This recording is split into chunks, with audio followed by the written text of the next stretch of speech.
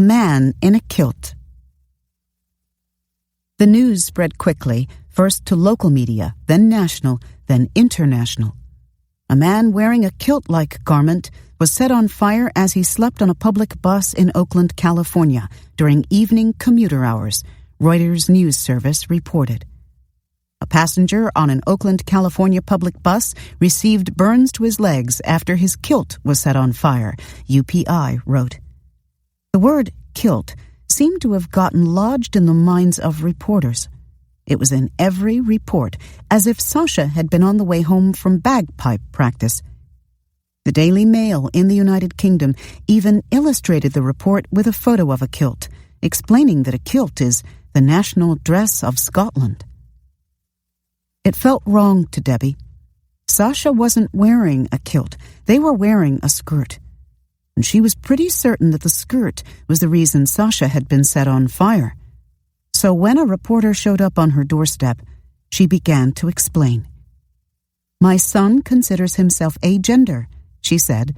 "He likes to wear a skirt. It's his statement. That's how he feels comfortable dressing." It wasn't until later that she realized she'd gotten the pronouns wrong. This is real. Healy instant messaged Michael at 9:16 p.m. on Tuesday, November 5th.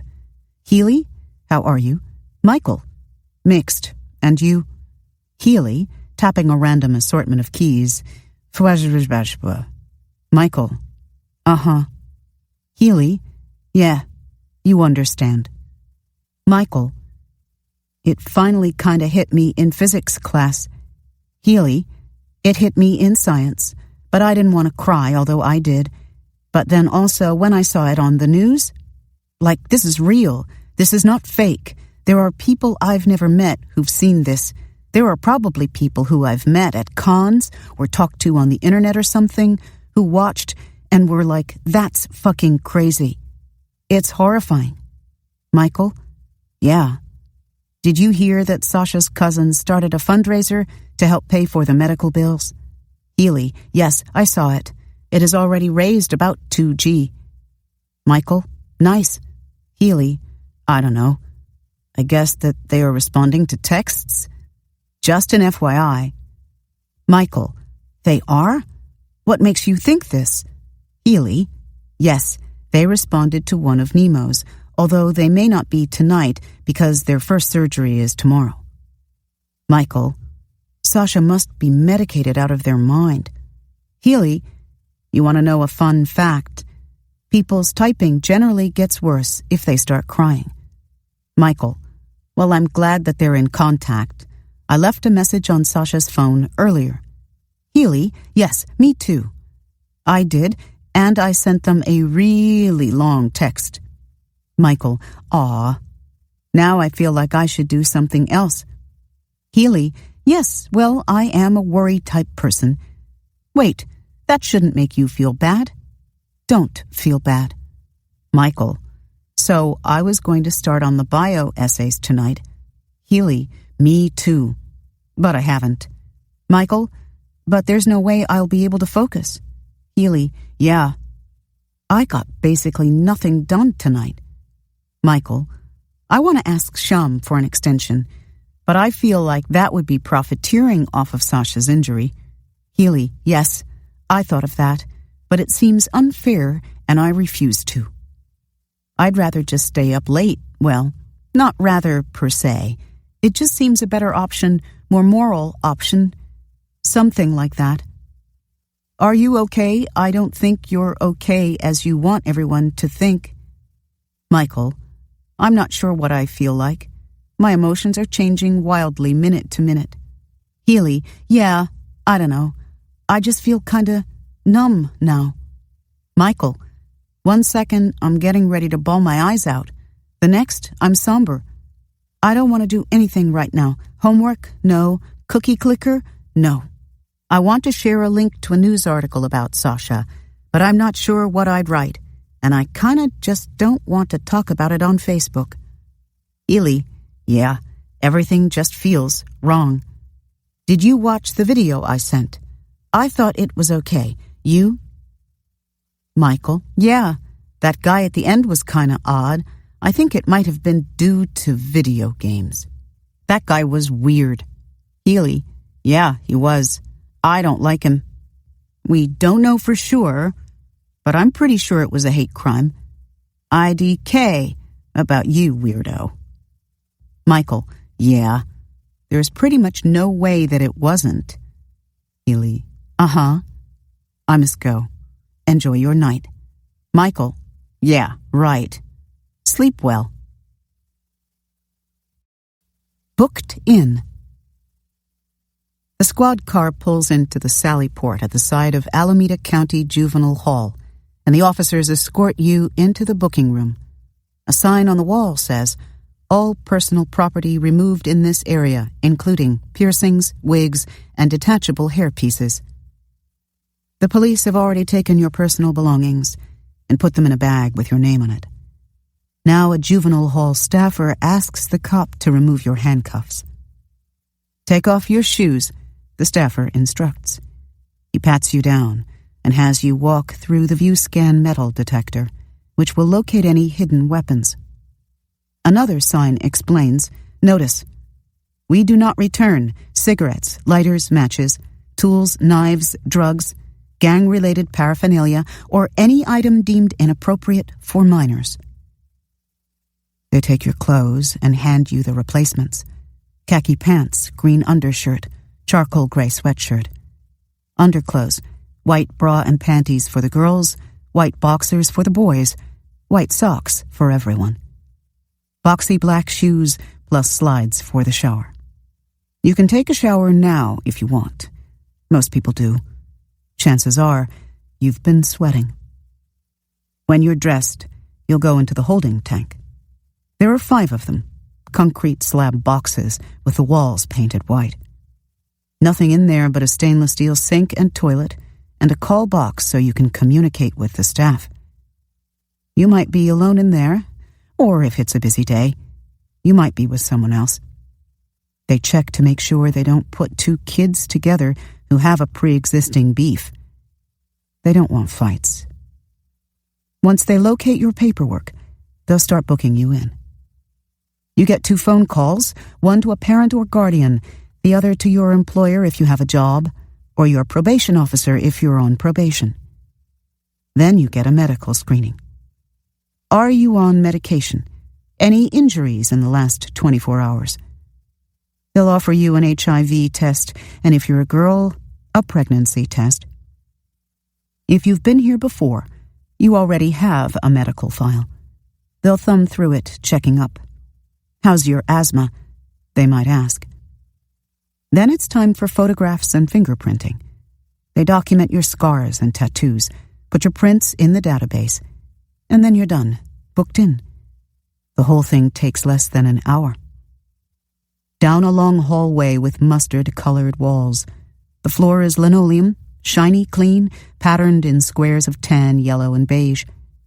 Younger kids charged with serious crimes go into Unit 4, one of 2 maximum security units. Each unit has 30 single rooms spread over 2 tiers, one upper, one lower. These days, the units are only half full. The doors are blue, the stairs are blue. The rooms are yellow and bare of anything except a single blue bunk, a steel sink and toilet, and a call box by the door. 8 feet by 8 feet, and brightly lit. A steel door with a square of window. If you're like most kids, once the door slams behind you, you'll stand at that window looking out. There's not much else to look at, unless you count your blurred reflection in the metal mirror over the sink. Nothing to do but look at the sliver of the world you can see through that square of glass, or lie down on the blue vinyl-covered mattress, shut your eyes, try to get your heart to stop banging against the wall of your chest. You won't be leaving the unit any time soon, except for court appearances and the weekend visiting hours. 3 hours on Saturday or Sunday, parents or guardians only, no siblings. Aside from PE, which takes place in the gym down the hall, and a visit to the medical unit, everything you do, you'll do here in this unit, with these same people. School is here, meals are here, chapel's here. A barber comes in twice a week to give haircuts in the chair in the corner. The nurse comes here, the counselor too. The rec yard is just outside the door. There's another rec yard, big and open, 3 basketball hoops. It's surrounded by razor wire, but also by hills and trees and sky. A 360-degree view of the world. The world. But if you've been charged as an adult, you can't go out there. Your exercise will take place on the triangular yard outside the unit, 30 yards by 20 yards by 20 yards, with a mural of wildlife hung above the basketball backstop. Tilt your head back, and you see a pie-shaped wedge of sky through a screen of wire mesh. After they book you in for something serious, murder, attempted murder, setting a person on fire on a bus, they put you in a camera room for the first 24 hours. They know that as soon as you're alone, it's going to hit you, what you did, what could happen. So they watch to make sure you don't become your own next victim. Surgery. The first morning in the hospital, Sasha was overcome by anxiety. They didn't want to eat, couldn't keep anything down. It's a common reaction to losing your skin, cold, clammy, fear. That's why sedatives and anti-anxiety medicines are as much a part of burn treatment as painkillers. Sasha needed to eat. Burn victims require extra nutrition to heal, and Sasha wasn't a big eater to begin with. The hospital nutritionist wanted to give them a nutritional supplement through a feeding tube that would be inserted through their nose. Sasha objected at first because the supplement wasn't vegan, but Debbie and Carl persuaded them to set aside their principles just this once. This is going to get you out of here sooner, they promised. The next morning, November 6th, Sasha went into surgery. In the operating room, Dr. Grossman shaved away at the burned, dead skin, cutting away thin layers until he reached bleeding tissue. Then he covered the open wound with a temporary graft of pig skin. This xenograft, as it's called, would stay in place until the underlying tissue had regenerated enough to supply blood to the skin graft. By now, Sasha's name was on the news. As Debbie and Carl stood at the nurses' station talking with the burn unit's director, a call came from the lobby. Someone was there to visit Sasha. He said his name was Max, and he claimed to be a pastor from Sasha's hometown. After that, Debbie and Carl drew up a list of approved visitors, along with a plan for dealing with the press. That evening, Sasha checked out the news coverage online, but the spectacle didn't hold their interest. Their mind drifted, dulled by painkillers and sedatives. News from the outside world was like listening to the radio on a drive through the mountains. The distant voices clear for a moment, then warbling, and then washing into static. Debbie and Carl didn't talk to Sasha about it, but Debbie had spoken to one of the police officers who had interviewed Richard. She took notes on what he told her about Richard. He actually said he's homophobic. He giggled. Still kinda dying. Michael messaged Healy at 7:02 p.m. on Wednesday, November 6th. Michael, hey, you there? Healy, Yush, je suis. Michael, how are you? Healy, tapping a random assortment of keys. I got to text Sasha while I was babysitting. That was nice. Michael, nice. Yeah, I caught them on Skype earlier. Hey, Gmail says they're online. Glad to see they're awake. Healy, yes, I was just texting them like 20 minutes ago. Michael, indeed. Nemo and I are visiting him tomorrow. Them? Healy, oh, that's nice. I wish I could. Didn't know they were allowed visitors. Well, maybe I'll go on Friday? I can bring them a pic of Sasha's skirt day. Michael, Sasha a skirt day? Healy, didn't you hear? We're all wearing skirts on Friday for Sasha, and we're going to take a pic. Michael, no one told me this. I approve. Healy, I'm going to wear a skirt. It's a big deal. I hate skirts. Michael, does Sasha know of this yet? Healy, no. It's a surprise, no telling. Michael, this is going to be fun. Healy, yes, 'tis. How are you feeling? Michael, a lot better. Taking a day off was a good idea. Healy, that's good. Getting to talk to them helped me, but I'm still kinda dying. Now I feel like shit, and I'm not done with my homework. Michael, yeah. I didn't get much work done today either. I have a late night ahead of me. Healy, I can't sleep. Every time I close my eyes, I freak out. I didn't sleep except for maybe an hour or two last night. Michael, frowny face. I was exhausted, personally. I fell asleep as soon as my head hit the pillow. Healy, yeah, but I was think about it. They woke up, and they were on fire. Charges. 2 days after Richard's arrest, the district attorney's office released his name to the media. He was being charged as an adult, which meant he no longer had the protections given to juveniles, one of which is anonymity. They charged him with 2 felonies, aggravated mayhem, and assault with intent to cause great bodily injury. Each charge also contained a hate crime clause that would increase Richard's sentence by an additional 1 to 3 years in state prison. If convicted, he faced a maximum sentence of life in prison, a punishment he would never have faced if he had been charged as a juvenile. Richard Blank's violent and senseless criminal conduct resulted in severe and traumatic injuries to a young and entirely innocent victim, Alameda County District Attorney Nancy O'Malley said. The intentional and callous nature of the crime is shocking and will not be tolerated in our community.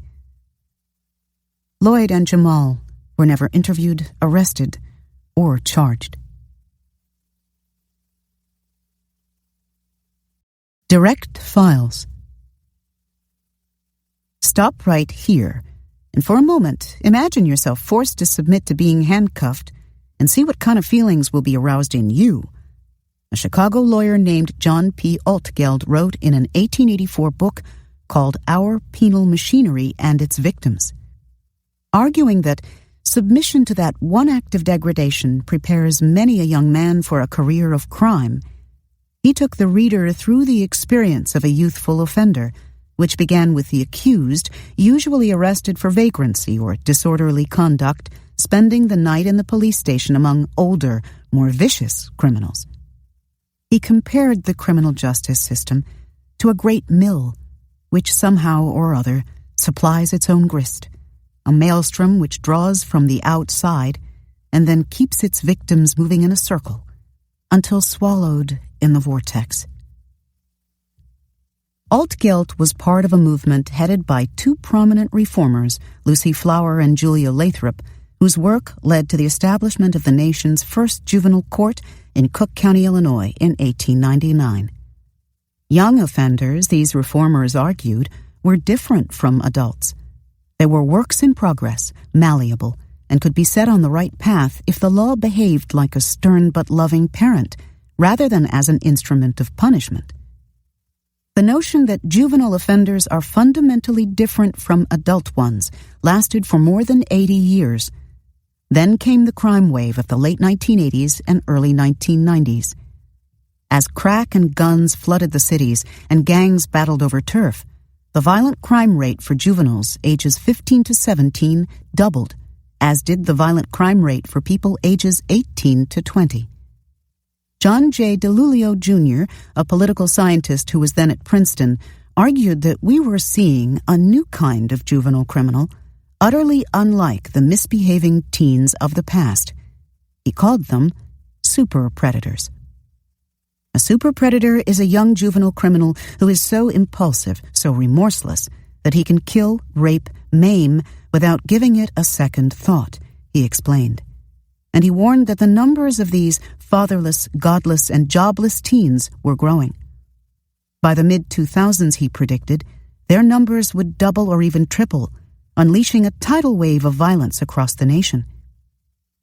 As many as half of these juvenile super predators could be young black males, DiIulio wrote in a 1996 article entitled My Black Crime Problem and Ours.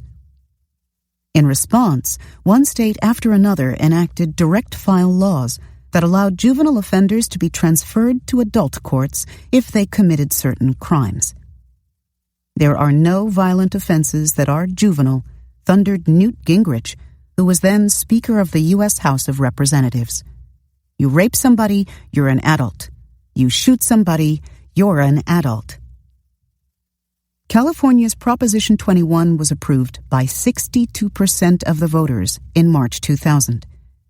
Billed as a way to get tough on gang violence and drive-by shootings, the measure increased the sentences for a number of different crimes, and it gave prosecutors the power to decide on their own if they wanted to file charges in adult court against offenders as young as 14. Previously, prosecutors wanting to charge a juvenile as an adult had to make their case in a fitness hearing before a juvenile court judge. Prop 21 allowed them to make the call on their own in certain cases and made the call for them in others. Some crimes, mostly sex crimes, now had to be prosecuted in adult court. 9 months after the passage of Proposition 21, 30% of all teen offenders in California were being charged as adults. In some counties, the percentage was much higher. In San Diego County, for example, 3 out of every 4 young people were charged as adults by the end of that first year. This wasn't because more juveniles were committing crimes. Juvenile arrest rates began to fall in 1994, and they have continued to fall ever since. Today, the FBI's Juvenile Violent Crime Index, which measures arrests for murder, rape, robbery, and aggravated assault, is lower than it was in 1980, and that's true across racial lines. The violent crime rate among black youths, in fact, has dropped by 60% in the past 2 decades, and the homicide rate has dropped by 82%. The super predator apocalypse was a myth. Yet many of the laws that the scare put on the books are still used. While California voters effectively repealed Proposition 21 in 2016, many states continue to routinely treat juveniles as adults. Each year, an estimated 250,000 U.S. juveniles are transferred into adult courts. In California, 3/4 of those juveniles are transferred by prosecutors using the discretion given to them by Proposition 21. This discretion has not been evenly applied.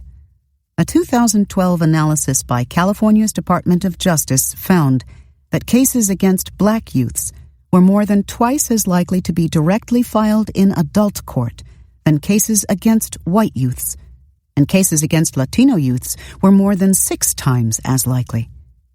And the disparity didn't end there. Once they landed in adult court, young black and brown offenders were also much more likely to serve time. Just 1/3 of white youths were sentenced to adult or juvenile state correctional facilities in 2012, while 2/3 were given probation or sentenced to serve time in county jails.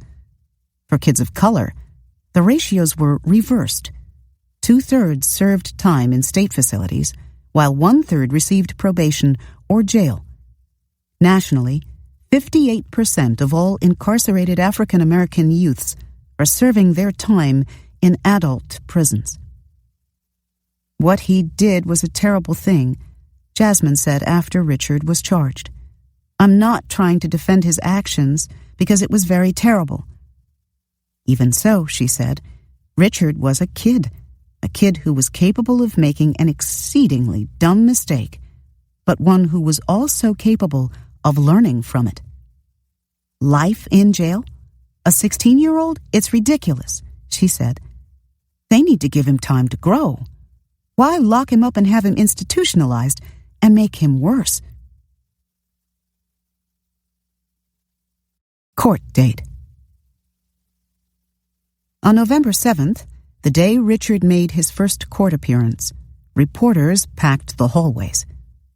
"What kind of boy is he?" one shouted as Jasmine and her sister Juliet stepped into the elevator with Richard's grandmother.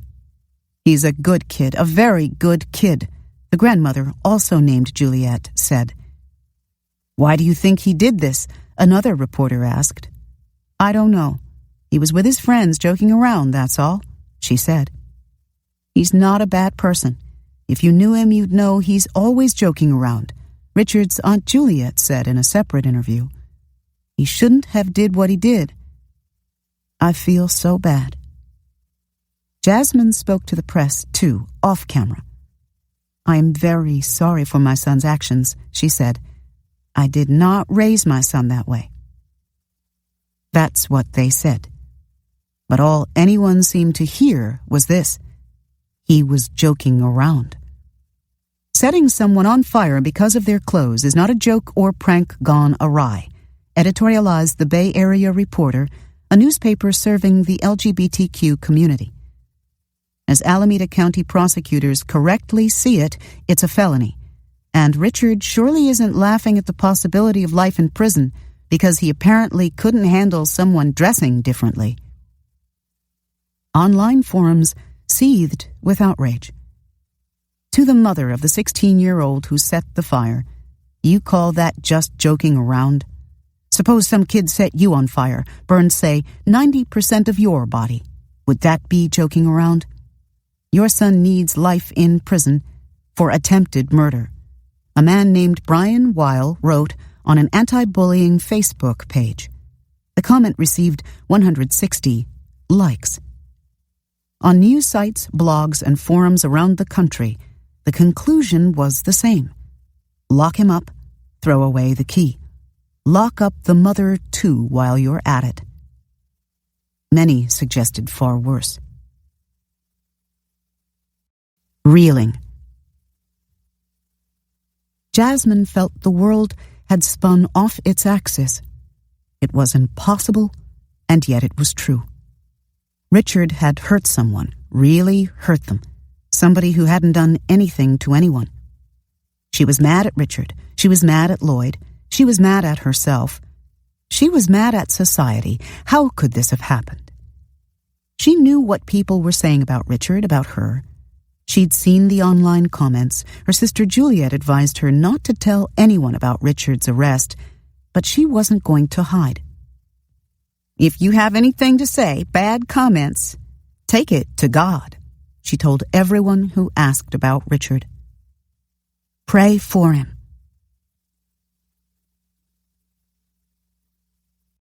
The desk.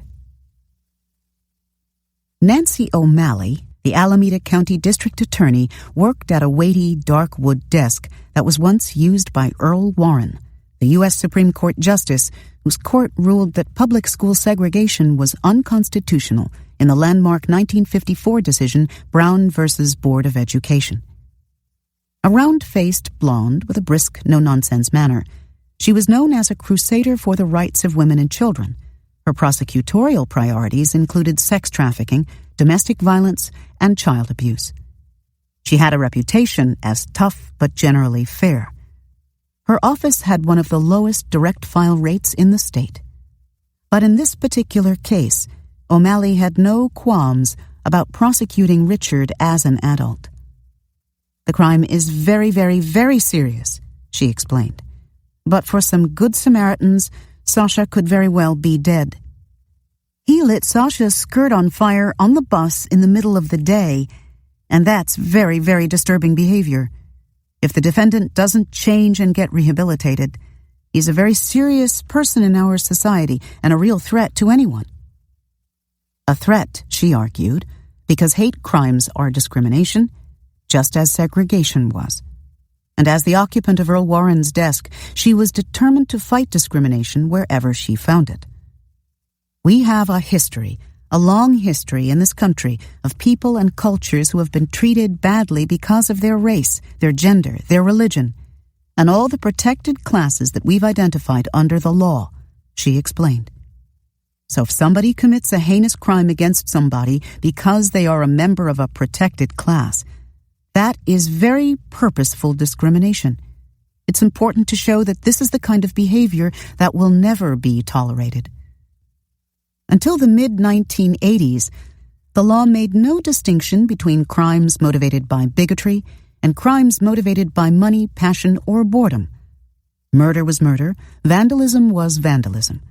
The term hate crime was coined in response to what was described at the time as an epidemic of neo-Nazi and skinhead violence, although in retrospect, it's unclear whether any such epidemic existed.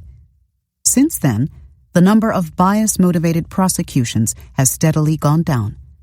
In California, a state with close to 39 million people, hate crime prosecutions have fallen 48% since 2003, with just 158 bias crimes filed for prosecution in 2012.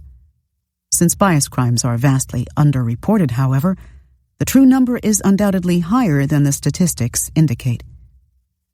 But despite how infrequently they're prosecuted, high-profile hate crimes offer a powerful narrative, one that has been important in fighting prejudice. A hate crime is bias boiled down to its most vile essence.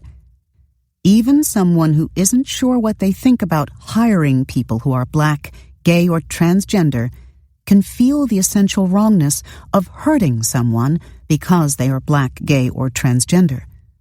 By revealing the raw ugliness at the heart of prejudice, high-profile hate crime prosecutions have helped build empathy for people on the margins. Perhaps the most high-profile hate crime prosecutions in Alameda County history were against 4 men who murdered a transgender teenager named Gwen Araujo in 2002 after discovering her biological sex. In the wake of that case, California's state legislature passed the Gwen Araujo Justice for Victims Act, which allows juries to be instructed before they begin deliberations that they should not allow themselves to be influenced by bias against the gender identity of the victim, defendant, or witnesses. Yet the majority of hate crime offenders don't fit the stereotype of the squinting, bristle-headed loner with a swastika tattoo or a Confederate flag T-shirt. Researchers estimate that fewer than 5% are members of an organized hate group. Most are young males, either in their teens or early 20s, acting in a group, often immediately after school. In a study of Boston hate crime prosecutions in the early 1900s, 2/3 of the offenders were categorized as thrill-seeking. That is, they were groups of young people looking for some fun at the expense of someone they regarded as lower status. The authors of the study found that many of these offenders weren't even particularly biased toward their victims, but were following the lead of a more biased peer. Many hate crimes, according to Phyllis B. Gerstenfeld, a criminal justice professor at California State University Stanislaus, don't have as much to do with the victim as they do with the offender and their own insecurity, which, of course, is a lot of what's going on with adolescents in general. Maybe that's why Nancy O'Malley received a surprising letter in November 2013. The letter was from 2 groups that might have been expected to support O'Malley's decision to charge Richard as an adult: the National Center for Lesbian Rights and the Transgender Law Center. When juvenile impulsivity and poor judgment produce dire consequences, it does not make sense to craft a response intended for adults, they said in a letter that was also sent on behalf of the American Civil Liberties Union of Northern California. Rather, these are the very circumstances under which it is important to remember that children are different from adults. The letter concluded, "We firmly believe that you can demonstrate your office's commitment to protecting the victims of hate crimes without imposing adult sanctions on juvenile offenders." Under the influence of adolescence. When people say children are different from adults, what do they mean? Is a 16-year-old really a child? By that age, surely any rational person knows not to go around setting people's clothing on fire. That, anyway, was the argument made by many online commentators. He's 16, not 10. If he doesn't know by now that trying to kill other people is bad, then it's a bit too late for him. Some people cannot be fixed. If he behave like an animal, then he should be treated like one wrote. If you have to be taught why and you're 16, then you're never going to be anything but a threat or a curse to everyone around you, wrote another. It's true that in terms of pure intellect, teenagers are just as smart as adults, just as able to reason, and just as knowledgeable about the consequences of risky behavior. But they are also wired differently. Many people have observed that adolescents tend to be more reckless, impulsive, and vulnerable to peer pressure than adults. It turns out that at least part of the explanation for this behavior can be found in the structure of the teenage brain. The limbic system is the part of the brain that detects things in the environment that we should pay attention to and sends an emotional signal about what to do in response. Avoid, investigate, eat, fight, flirt. Starting around puberty, the limbic system becomes more sensitive to stimulus, which is one reason teenagers become both more emotional and more interested in having new and intense experiences. Throughout adolescence, the brain is busily lining important neural pathways with a fatty sheath called myelin. Myelin is often likened to the plastic coating around electrical wires. It insulates the neural circuits, making them about 100 times faster than unmyelinated circuits. The very last part of the brain to get myelinated is the prefrontal cortex, the part of the brain responsible for reason, planning, and deliberation. So while teenage emotions have gone into hyperdrive, reason and logic are still obeying the speed limit.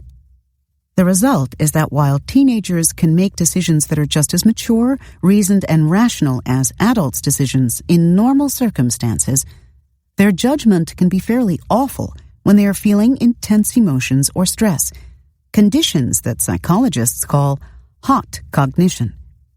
In those situations, teens are more likely to make decisions with the limbic system rather than the prefrontal cortex. The presence of peers is one of the things that raises the emotional stakes, making it more likely that teens will seek out risk and short-term reward without pausing to consider the consequences.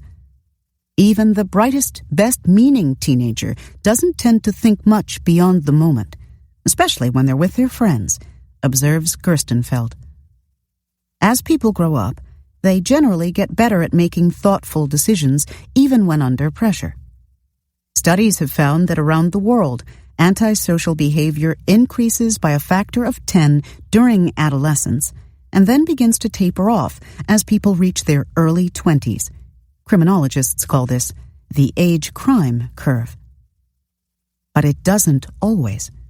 Some people start committing crimes when they're young and keep on committing them, progressing from burglary to robbery to murder.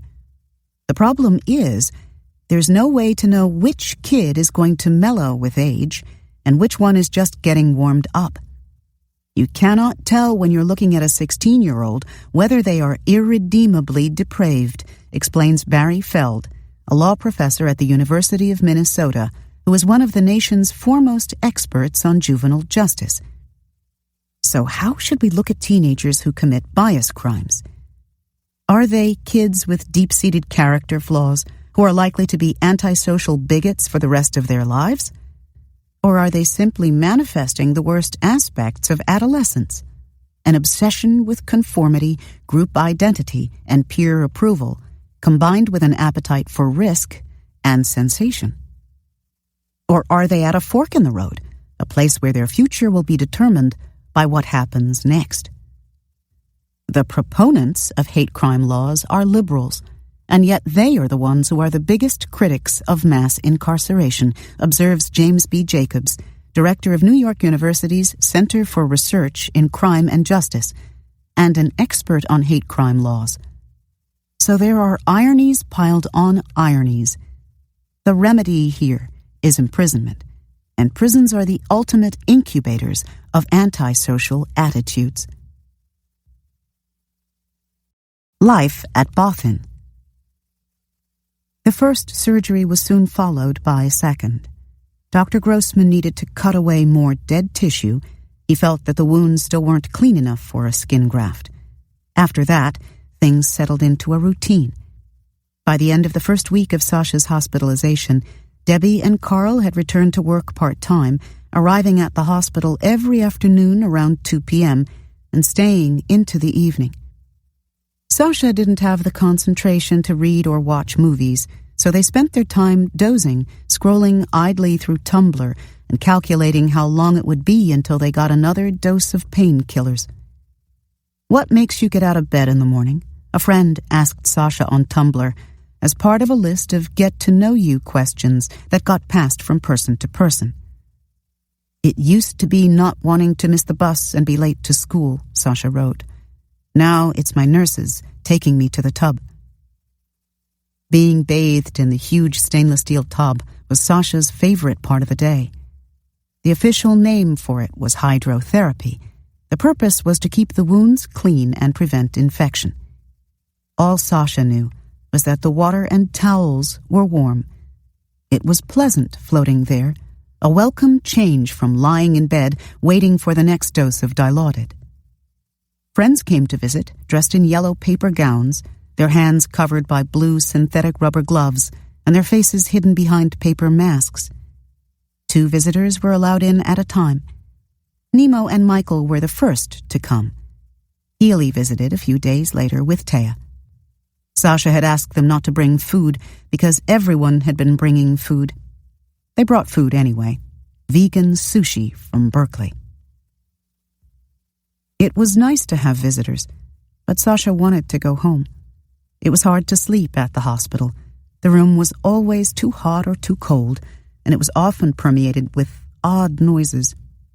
For a while, Sasha's roommate was a man in a medically induced coma who was hooked up to a breathing machine that hissed and thumped in a rhythmic pattern. Their next roommate had burns over half his body. He'd gotten them in a house fire after running back to save his dog. He was friendly and chatty at first, more chatty than Sasha was in the mood for, actually. Then his burns became infected, and he grew quieter. At night he moaned and murmured in his sleep. Not visiting. Andrew didn't visit. He planned to, but when the day arrived, there was always a reason not to go. "I could have done it if I just set aside my bullshit feelings and been there for them," he said. The bullshit feelings had to do with a worry that he hadn't been as good a friend to Sasha as Sasha had been to him. That year, he'd had his first real boyfriend. The relationship was all-consuming in a not entirely healthy way, and Sasha had felt like a third wheel whenever they were together. And of course, Andrew and Sasha went to different schools and had different friends, and it was totally normal to grow apart. Except that Sasha had once been the most important person in the world to Andrew, and he felt bad and weird about the fact that they weren't close anymore. Like maybe it was his fault. And then he felt bad and weird about feeling bad and weird. So maybe it would be uncomfortable if he showed up at the hospital. But then Andrew would remember how Sasha had visited him when he was hospitalized for depression 2 years before, just after starting 9th grade. Sasha had come to the hospital on Andrew's 15th birthday, and they had brought a present, a gift card for an art supply store. It had been so good to see Sasha's face that day. Sasha had been so upbeat. Not in a cheery, let's put a good face on this way, but in a God, I'm so happy you're okay way. Now that the situation was reversed, the least he could do was return the favor. Just show up, for Christ's sake. He should go. He would go. He'd visit Sasha tomorrow. Next week at the latest. But he never did. I had no idea how to even go in the room, he said later, because Sasha would be there in a hospital bed, burned, and the thought of seeing that, of seeing what could happen to gender non-conforming people, made Andrew's palms grow slick with fear. I knew I wasn't in danger by being there, that's silly, he said, but it was just like, this is how it is for people like us. This is the reality. The first letter. November 8, 2013. Dear victim, I apologize for my actions, for the pain that I brought to you and your family. I was wrong for what I did. I was wrong. I had no reason to do that to you. I don't know what was going through my head at that time. I'm not a monster. I have a big heart. I never even thought of hurting anyone like the way I hurt you. I just wanted you to know that I'm deeply sorry for my actions. I think about what happened every second. I pray that you heal correctly and that you recover and live a happy life. Please forgive me, that's all I want. I take responsibility for all my actions. I'll take all the consequences. I wish you and your family the best of luck. I'm not just saying this because I'm incarcerated. I honestly mean every word. Love, Richard. Into the briefcase. Within days of his arrest, Richard's family scraped the money together to hire a private attorney to handle his defense. They chose Bill Du Bois, a courtly 40-year veteran of the Alameda County Courthouse who had represented a number of high-profile defendants, including one of the men who murdered the transgender teenager Gwen Araujo in 2002. At their first meeting, Richard gave Du Bois 2 letters he'd handwritten to Sasha, the one he wrote on November 8th and a second he wrote on November 11th. Du Bois took the letters and tucked them away in his briefcase. Because the letters contained an admission of guilt, he felt he couldn't send them until the case was resolved. It would be 14 months before Sasha read them. Skirts for Sasha. On Friday, November 8th, everyone at Maybach wore a skirt. Teachers, students, staff, even Healy, who didn't own any skirts. She used a pinafore that she'd worn as a costume in a play. Ian dressed as much like Sasha as he could manage, in a skirt, knee socks, flat cap, and vest.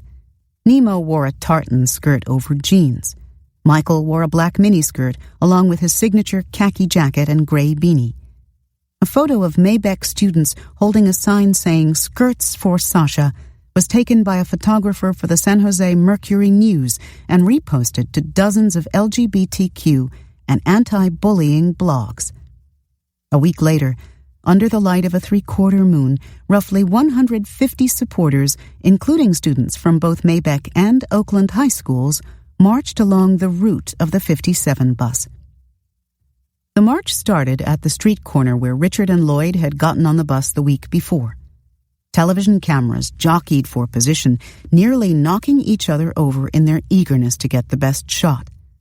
The kids from Maybach peered curiously at Oakland High School. Most of them had never seen it before. For a minute, there was a lot of anger toward Oakland High School at Maybach, Michael recalls. But they were really good at distancing themselves from the guy who lit Sasha on fire. Drums beat in the background, keeping time with the thwup-thwup-thwup of the news helicopters overhead as the marchers tied rainbow ribbons to the bus stop poles between Ojai and the spot where Sasha usually got off. People carried balloons and glow sticks and signs that said, "Accept everyone," and "We're all Sasha." "Get well," the sign said. "We hecka love you, Sasha." The second letter. November 11th, 2013. Dear Mr. blank. It's me again, Richard. I just wanted to say that I'm still very sorry and I hope you're getting better. I had a nightmare last night and I woke up sweating and apologizing. I really hope you get back to the way you were. I went to court yesterday and they're still making me seem like a monster, but I'm not. I'm a good kid if you get to know me. I'm sure you would have been a nice person, too. I regret what I did. I didn't know that your clothing would catch like it did, even though I had no reason to do it anyways. I don't know what was going through my head. I've committed a stupid act of violence, and I'm going to be punished for that. And I accept all consequences that I receive because you didn't deserve this. I didn't even know you, and I still don't. I was hoping that I can meet you face to face so I can apologize to you. I'm being charged with great bodily injury and a hate crime. I accept the first charge, but the hate crime is wrong. I don't have a problem with homosexuals. I have friends that's homosexuals, and we never had problems, so I don't look at you wrong because of your sexuality. Honestly, I could care less if you like men. You wasn't trying to talk to me in that way. I just hope that you forgive me for the pain I brought you and your family. I am not a thug, gangster, hoodlum, nor monster. I'm a young African-American male who's made a terrible mistake. Not only did I hurt you, but I hurt your family and friends, and also my family and friends, for I have brought shame to them and our country, and I shall be punished, which is going to be hard for me, because I'm not made to be incarcerated. In the Bible, Jeremiah chapter 1, verse 5, it says, "Before I formed you in the womb, I knew you, and before you were born, I consecrated you. I appointed you a prophet to the nations." Consecrated means to dedicate somebody or something to a particular purpose. I'm not saying I'm a prophet. What I'm saying is God knew us before we were anything, and He made a plan for us all.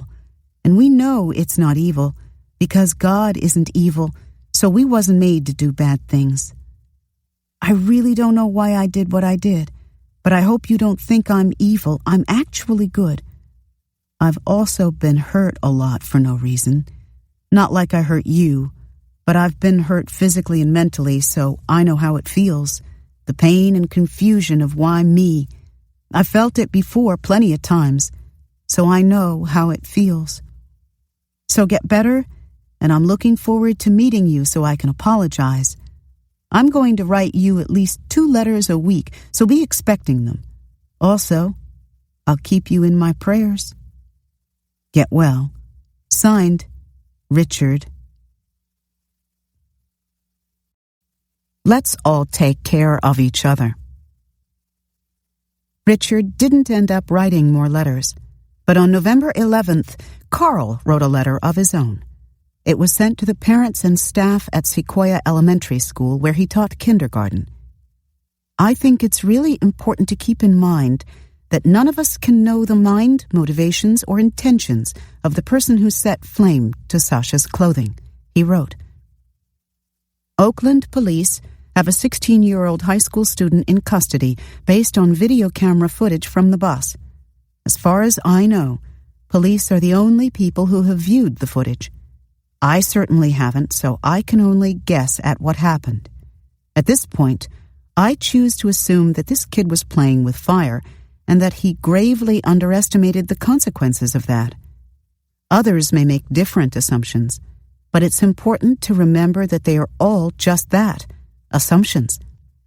So when I talk to my students about this, I will emphasize the importance of fire safety. Don't play with matches or lighters, and of course, stop, drop, and roll if your clothing catches fire. He also offered language for explaining Sasha's gender identity. Being agender simply means that the person doesn't feel they are either a boy or a girl. I realize this is a concept that even adults have difficulty wrapping their heads around. My wife and I frequently slip up in our pronoun usage, much to Sasha's chagrin. So I can't pretend that it's an issue that all young children will grasp. But what they certainly can and should understand is that different people like different things. Different people dress or behave or look differently, and that's a good thing.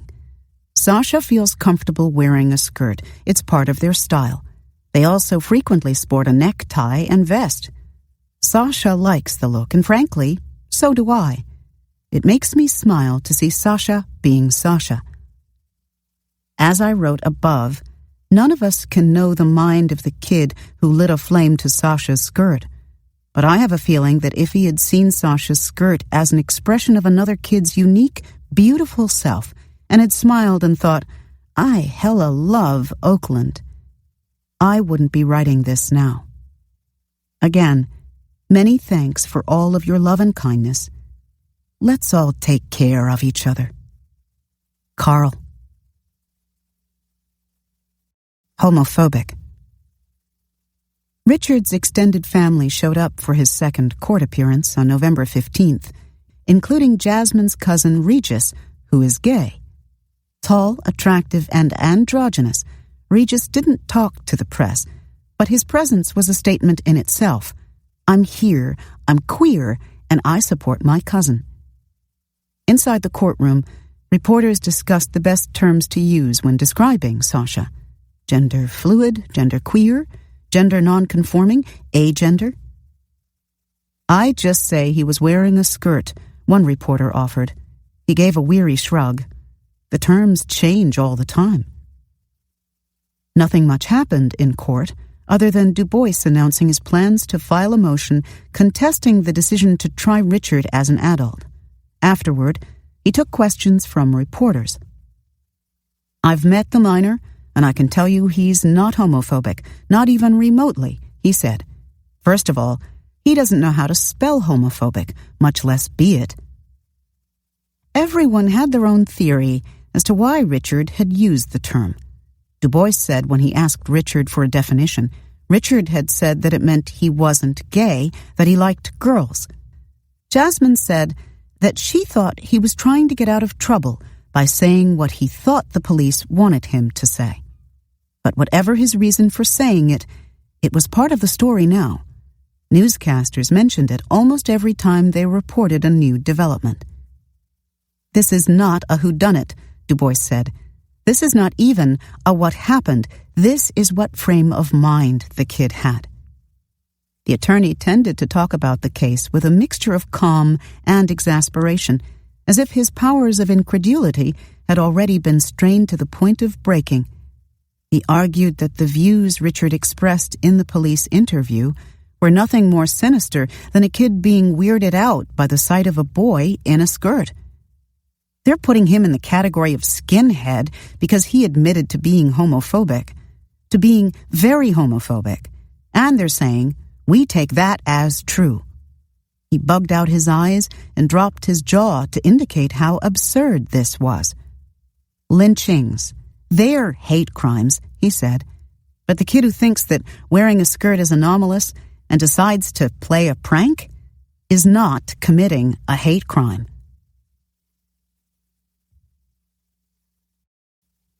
What they sent.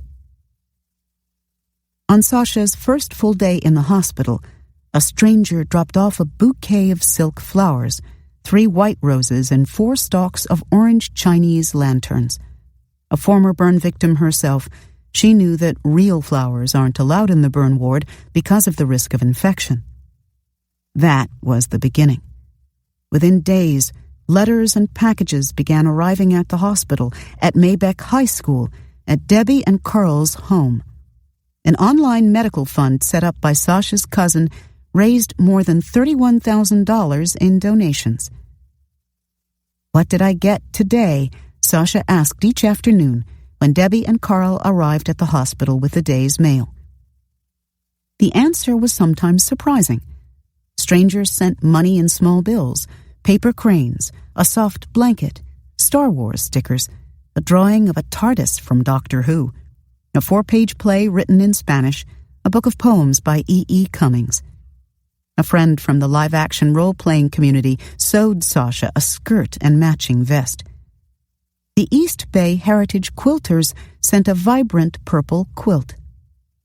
People from the Conlang community sent letters in their invented languages using beautiful calligraphy. People from Canada sent things with maple leaves on them.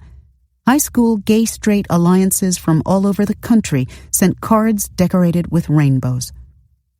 The missives piled up, handmade cards, store-bought cards, folded sheets of notebook paper, emails. They came from Colombia, Germany, France, Australia. Get well, they said. Stay strong. Be proud. You are beautiful the way you are. Sasha couldn't concentrate on any of it for long, but they liked knowing that so many people cared. Cards from Sasha's friends stayed in the hospital room. So did the bouquet of silk flowers. Everything else, Debbie and Carl took home. Over the next few weeks, Debbie would periodically type Sasha's name into Google to see how the story was being covered around the world. Once, the search led her to a neo-Nazi site. They were having a really hard time, she said. An African American? Oh, evil.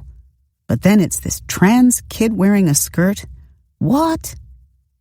They couldn't figure out who to root against, Carl explained. He grinned. It was a really hard time for the neo-Nazi community. No hate. Nobody who knew him could believe it. Richard was a goofball, sure, but hateful. It just didn't make sense. It blew me back, Carlita Collins, the school security officer, said. It blew my weave back to the fat part. Word was that Richard had set the skirt alight at the urging of another kid, got played, fell for the okey-doke. I just couldn't understand why he would make such a childish mistake, Collins said. But then I thought about it, like, oh, he's 16. But that wasn't how the rest of the school saw it.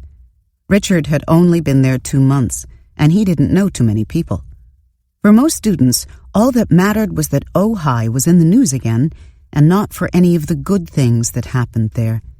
It was like nobody ever paid attention until somebody screwed up.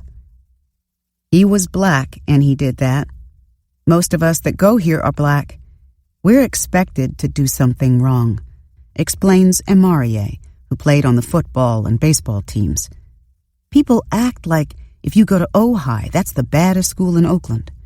Since that happened, people just thought that all of us are basically the same. It was important to say no, to say that's not us.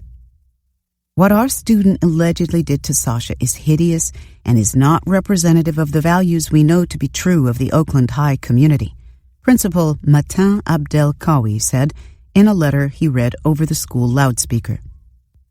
We are all capable of doing what is right, even and especially when it seems impossible. We all have a responsibility to stop acts of violence. The student body at Oakland High is extremely diverse. Our families come from all over the world. Wouldn't it be amazing if we led by example and showed Oakland what it means to respect and appreciate each other's differences? A movement sprouted on campus. No H8. No hate. Students and staff painted banners that said, Sasha, we stand with you. A student-led fundraiser collected more than $800 for Sasha's medical bills. Students folded a long chain of paper cranes and sent it to Sasha. In December, Ojai's Wildcats basketball team played its first home game wearing blue jerseys with Sasha's name on the back and the words, No hate, on the front. The gymnasium was festooned with handmade posters in the blue and white Wildcat colors that said, Not in our school and Stand up to hate. A number of the boys on the basketball team knew Richard, and they had come to practice after his arrest, talking about what happened. Richard wasn't a bad kid, they said, just a follower. It seemed wrong that he might be locked up for life. But then one of the players pointed out that they should be thinking about the victim, too. What happened to Sasha was horrible.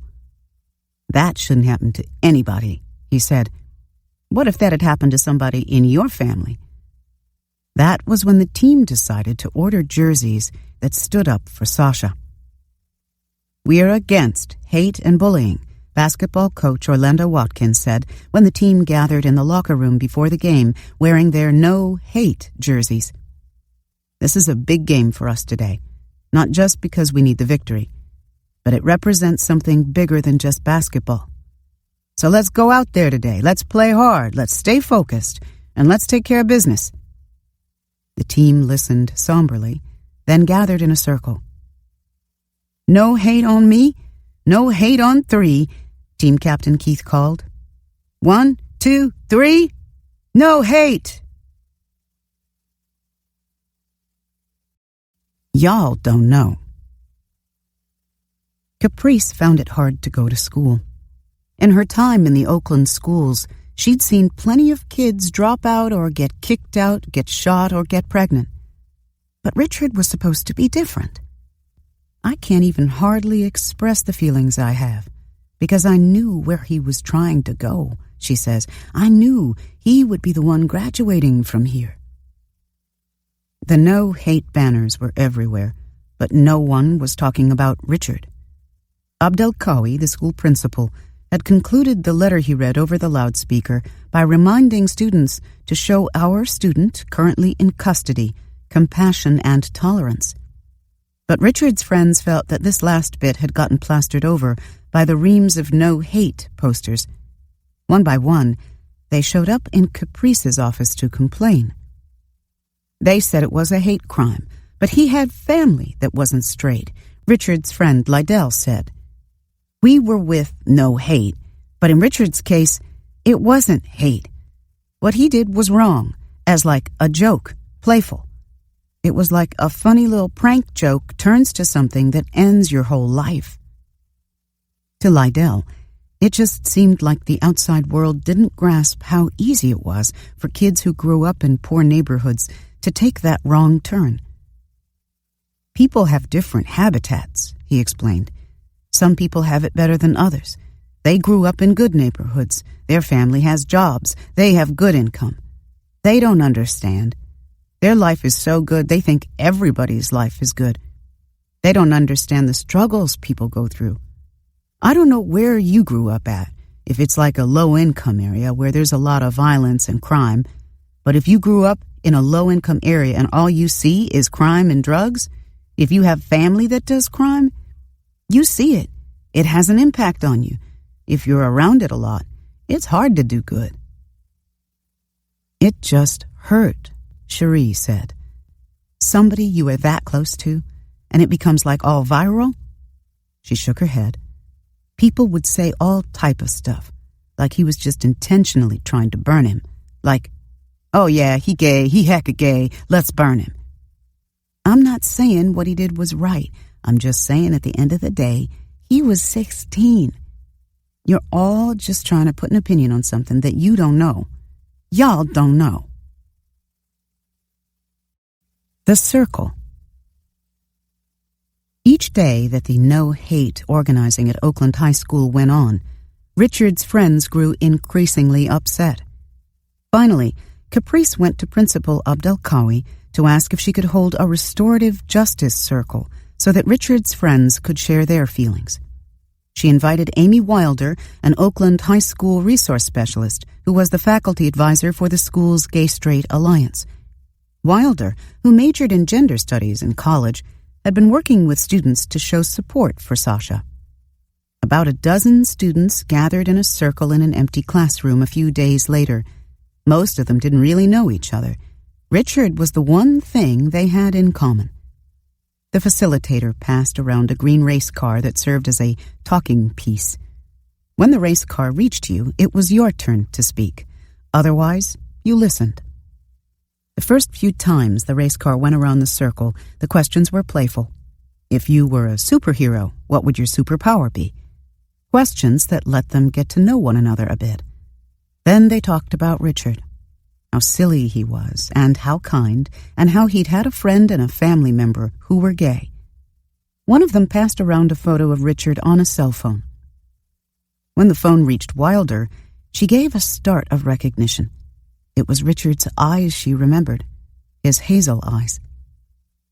Earlier in the year, a parent had come in to meet with her and had brought along a younger sibling.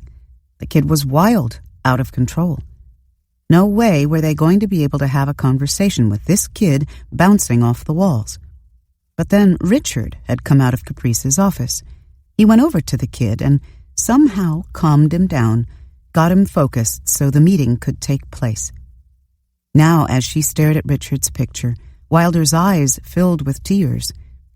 "Because he was so sweet," she explained, "and he's such a young person facing such serious consequences." When she shared that, it was huge, Caprice said afterward. "It was incredible. We could hardly take it." All they had wanted was someone else to understand. Skinned. 5 days after the second surgery, Sasha returned to the operating room where Dr. Grossman's team used a tool called a dermatome to harvest 3-inch wide strips of skin from Sasha's back. After removing each strip, Dr. Grossman passed it through a meshing device that perforated it with tiny holes so that it could be stretched to cover a larger area. Then he placed it over Sasha's wounds and stapled it into place. Peel, mesh, place, staple. Peel, mesh, place, staple. When it was over, the burn sites were covered with new skin. But Sasha's back was raw, exposed. The pain was intense. More intense than the burns had been. It was as if they had been skinned alive. God is good. The ladies seemed to materialize out of nowhere.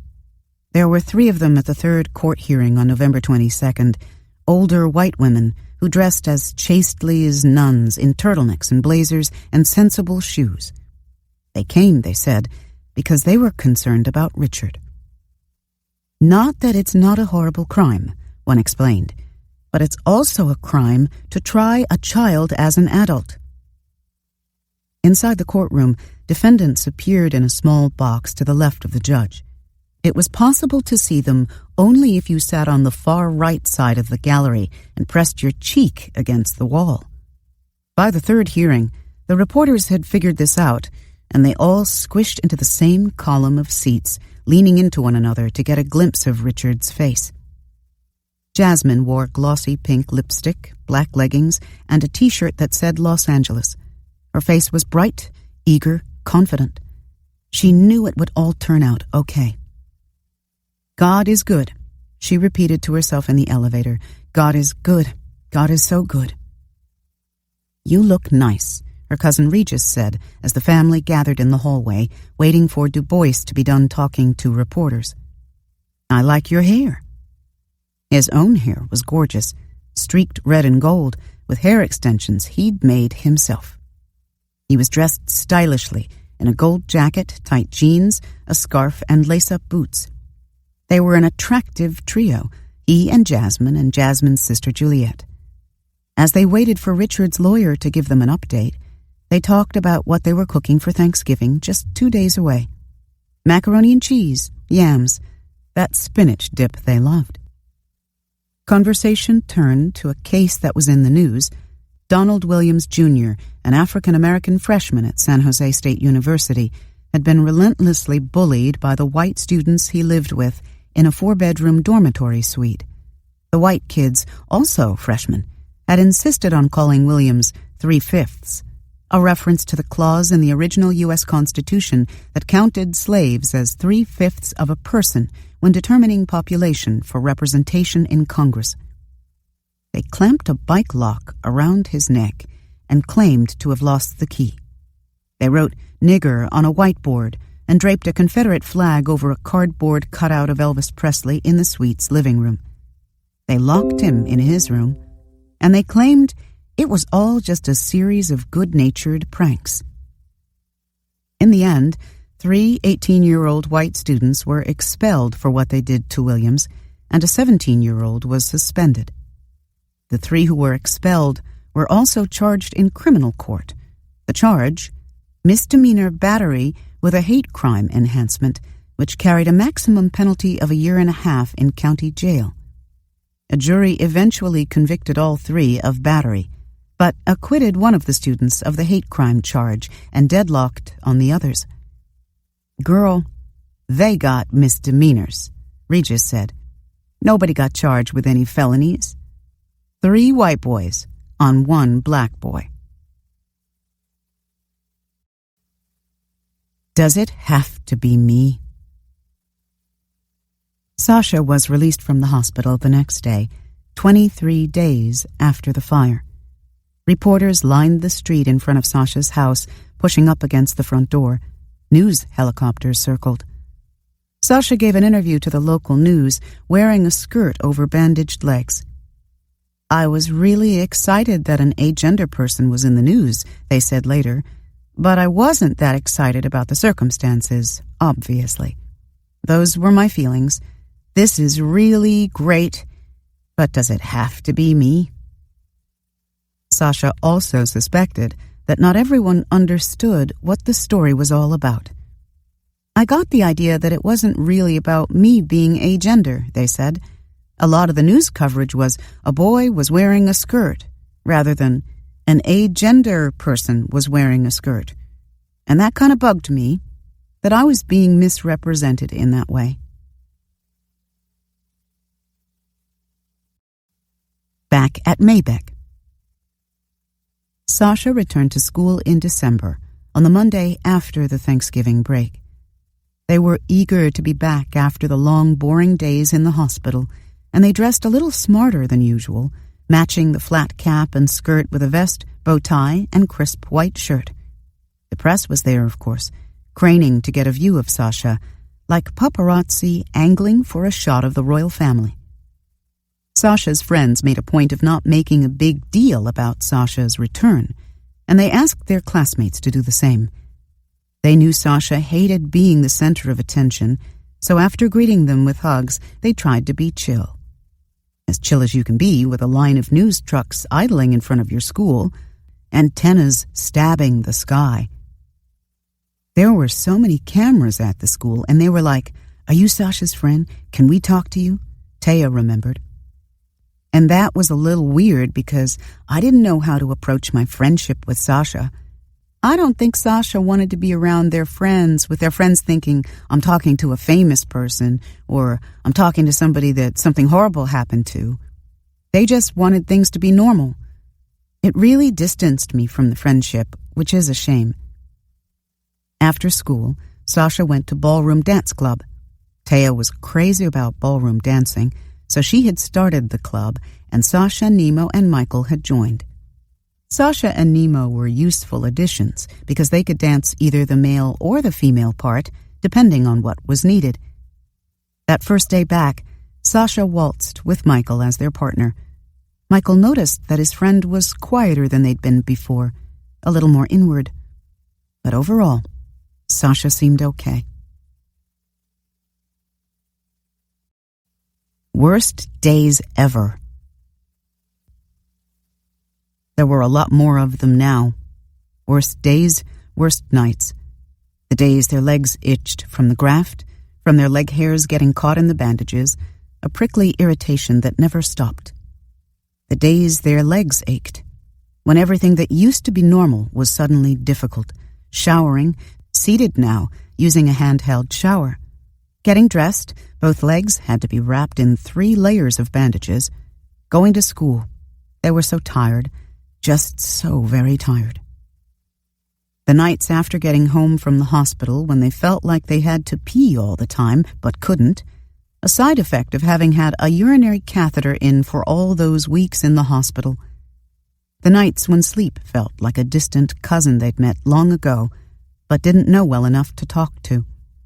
The nights they took Percocet for the pain, and it made them hyper instead of sleepy. They tried not to think about the fire or the person who said it, but sometimes it was hard not to wonder why, not to just feel incredulous that this was the situation. One minute you're on your way home from school, and then it's an ambulance and a hospital and surgery and pain and painkillers and bandages and seated showers. It was just like, how is this a thing that happens?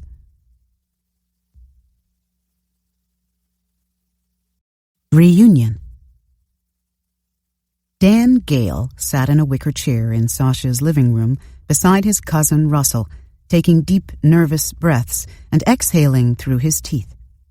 It was a Saturday in early December, and Dan had been invited to join Sasha's family for brunch. Russell came along for support. The past few weeks had been a whirlwind for Dan. A month ago, he'd been an ordinary guy, a construction worker who did some extra work on the side at a friend's t-shirt shop. Then he'd taken the bus home from work one day and helped save the life of a teenager whose skirt was on fire. Suddenly, he was a hero, a good Samaritan. He'd been honored at City Hall, featured on the news. Police Chief Sean Went had said that Dan's actions on the bus had proved that despite Oakland's reputation for crime, there are good people all over the city. Even his own family looked at him with a newfound respect. Now Dan was about to see Sasha for the first time since that day on the bus. But it was taking Sasha a while to come out of their bedroom.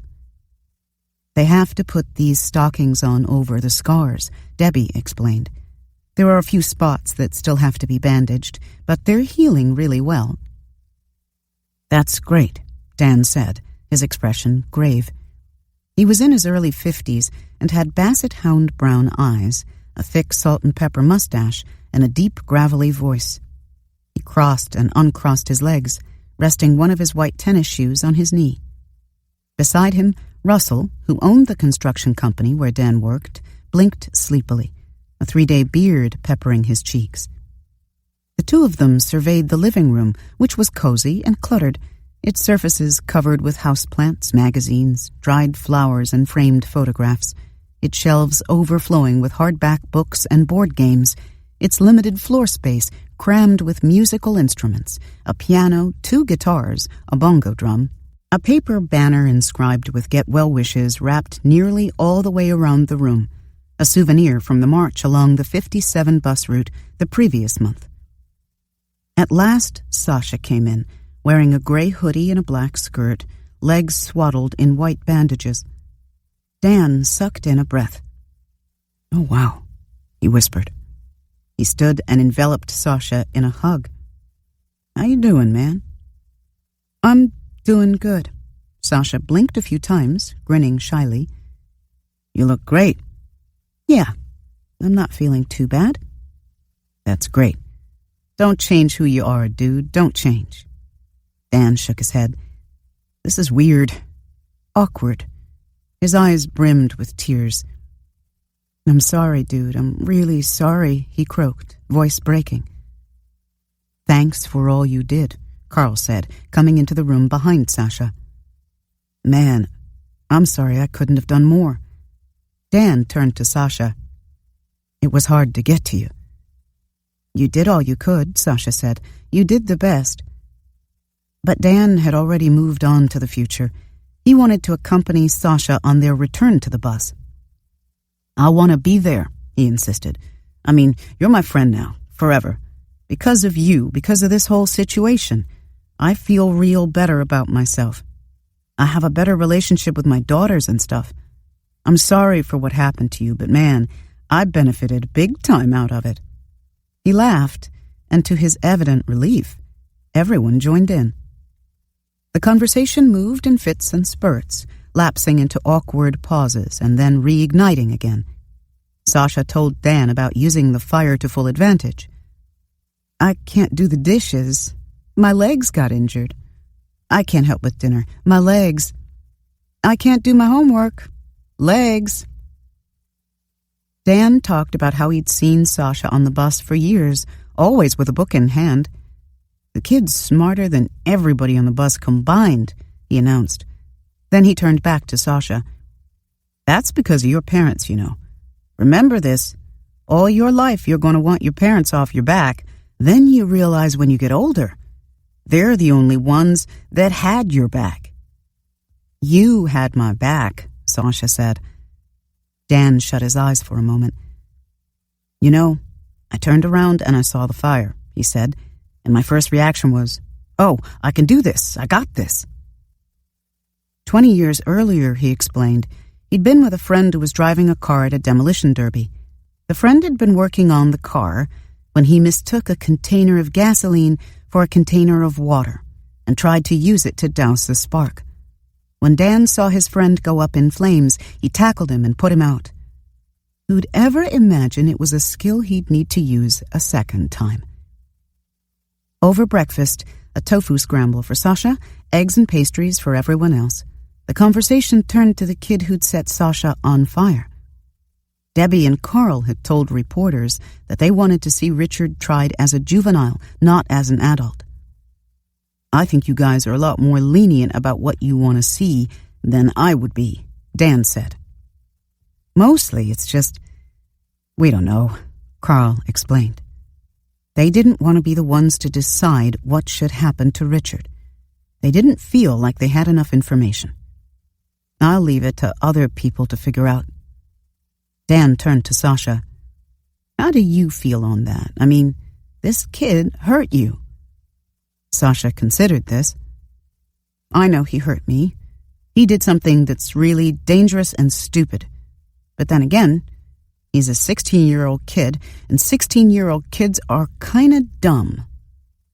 It's really hard to know what I want for him." Part 4. Justice. Binary. There are two kinds of people in the world: male and female, gay and straight, black and white, normal and weird, cis and trans. There are two kinds of people in the world: saints and sinners, victims and villains, cruel and kind, guilty and innocent. There are two kinds of people in the world.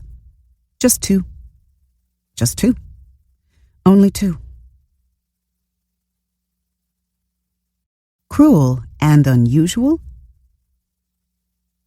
Jasmine had her eyes fixed on Richard as he was escorted into the courtroom. He was dressed in Juvenile Hall's gray sweatshirt and khaki pants, his hair cropped close. When his eyes landed on her face, she made the shape of a heart with her fingers and held it to her chest. He grinned, then he pulled his expression into a neutral mask. If he smiled, people might think he didn't have compassion for Sasha. They might say he was smirking. It was mid-January. Richard had been at Juvenile Hall for over 2 months. So far, not much had happened on his case. But today, a judge would hear a petition Du Bois had filed asking the judge to send Richard's case back to juvenile court. Proposition 21, the law allowing prosecutors to file charges against juveniles in adult court, had been upheld by the California Supreme Court way back in 2002. But 3 subsequent United States Supreme Court decisions had put strict limits on the sentences that juveniles can receive, eliminating death sentences and many sentences of life without the possibility of parole, sometimes called LWOP. In each case, the High Court had cited the 8th Amendment to the U.S. Constitution, which bans cruel and unusual punishment. Richard hadn't killed anybody, so he wasn't facing the death penalty or life without the possibility of parole.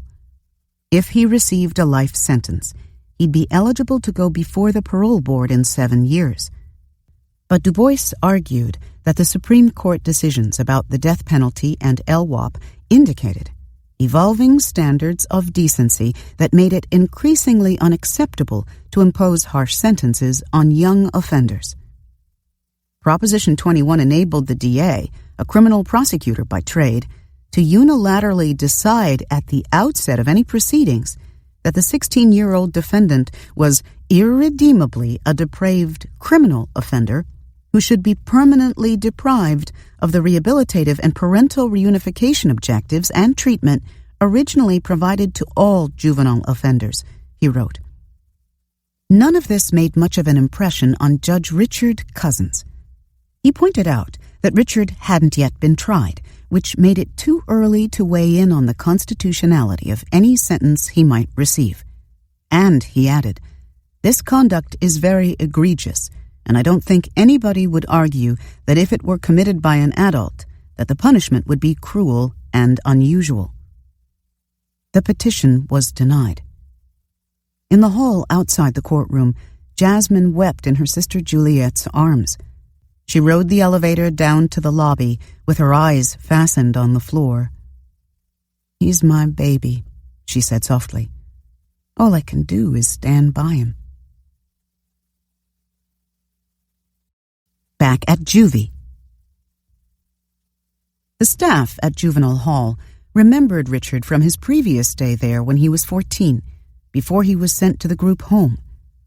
He'd been a pain in the ass then, the kind of kid who kept asking for things, and if he didn't get what he wanted, he'd ask someone else. He took up a lot of time, but they liked him anyway. He was never a bad kid, one staffer explained. He's just a needy kid. He seemed different now. The goofy antic quality was gone. These days, Richard was serious, withdrawn. The boys who knew him before said he'd gotten boring. He didn't care about getting laughs. There were just 90 or 100 kids in all of Juvenile Hall, most of them boys, even though the facility had been built for 360. Now, with juvenile incarceration rates sinking, only half of the 12 30-bed units were open, and each of those was only half full. Richard knew the Juvenile Hall routine already. Before you leave your room in the morning, fold up your pajamas and blankets and leave them in a neat pile on the bed, what they called open-air style. Step outside, put your shoes on, and then stand in front of your cell with your hands clasped behind your back to await instructions. Breakfast is in the common area, at one of the round tables with checkerboard patterns in the center. School is a few yards away, in 2 classrooms next to the common area. Those classrooms were the most colorful part of the unit, the walls covered with posters, word lists, number lines, a visual vacation from the drab sameness of the rest of the unit. Richard found it was easier to concentrate there than it had been at school, even with the chaos of the living unit occasionally erupting outside the classroom door. He steadily moved through his coursework, earning decent grades for the first time in his high school career. On Sundays, he went to services, which were held inside one of the classrooms. He liked studying the Bible, particularly the story of Job. In the story, God tests Job's faith by killing his wife and his children and his servants, destroying his house, his animals, and all his possessions. He makes Job's skin erupt in boils. Eventually, Job is reduced to nothing but raw suffering. How is this fair? Job asks. What kind of God does this to people? At the end of the story, God comes to Job in a whirlwind to answer his questions with questions of his own. Would you discredit my justice? Would you condemn me to justify yourself? He asks. He asks Job if he was there when the earth was made, if he knows where light and darkness dwell, if he can bind a unicorn and make him plow the field. Do you have an arm like God's, and can your voice thunder like his? Okay, Job says, I see your point. God's knowledge and power are so vast, there's no point in questioning his choices. For Richard, the story was a comfort. Early on in his stay, Richard found himself sharing a 15-person living unit with the kid who had robbed him at gunpoint, the one he had thought of as a friend. The boy apologized for robbing him. Richard told Jasmine that he'd accepted the apology because he knew what it was like to have wronged somebody. He, too, hoped to be forgiven. Forgive, but don't forget, Jasmine liked to say. But now Richard told her to stop saying that. To forgive, you have to forget, he counseled, because otherwise you haven't truly forgiven. What if? Jasmine tried to stay focused on the positive. Richard was going to learn from this experience, she was sure. We are all going to learn something from this, she said frequently. But once, after saying it, she shook her head. I wish it hadn't gone this far and he could have learned a different way, she said. I wish that the courts would give him a suitable punishment so that he can learn from this instead of just being institutionalized. Sometimes her mind couldn't help flicking through an ever-changing list of what-ifs. What if she'd been able to afford to pay a lawyer to defend Richard when he was 14, instead of letting him be represented by the public defender? What if she had gotten him tested for ADHD when he was a freshman, like she'd thought about doing? What if she'd been able to find a place to live outside of Oakland, where there weren't so many bad influences? What if he'd had more activities in his life, more things to keep him out of trouble? What if she'd taken him to sign up for an after-school jobs program like he'd been asking? What if Richard had called her when he was first arrested, instead of talking to the police? What if she'd gone down to the police station when she first saw him on the news? She should have gone down there instead of calling. She shouldn't have just taken their word for it when they told her they didn't know anything. She should have. But then she'd stop herself. There had to be a reason why all of this was turning out the way it had. God works in mysterious ways, she said. He don't do anything on accident. Everything he do, he know exactly what he's doing. Not ready. Christmas came and went. School started again. Sasha was accepted into MIT. By February, life had slipped back toward normality, a new normal in which Sasha's legs were bound in white compression stockings 23 hours a day to prevent the development of thick scars at the site of the skin grafts. The compression stockings were more comfortable than the bandages had been, and Sasha's atrophied leg muscles had regained their strength. Jasmine wanted to meet with Sasha's family. She'd been thinking about it since Richard was first arrested. She wanted to tell them how sorry she was, mother to mother, parent to parent. I can imagine if it was my baby, she said. He didn't do anything for that to be done to him. But when Debbie heard the idea, she flinched. She thought about Jasmine often, she said, and she believed in forgiveness. But it was just too soon. She needed more time. What to say?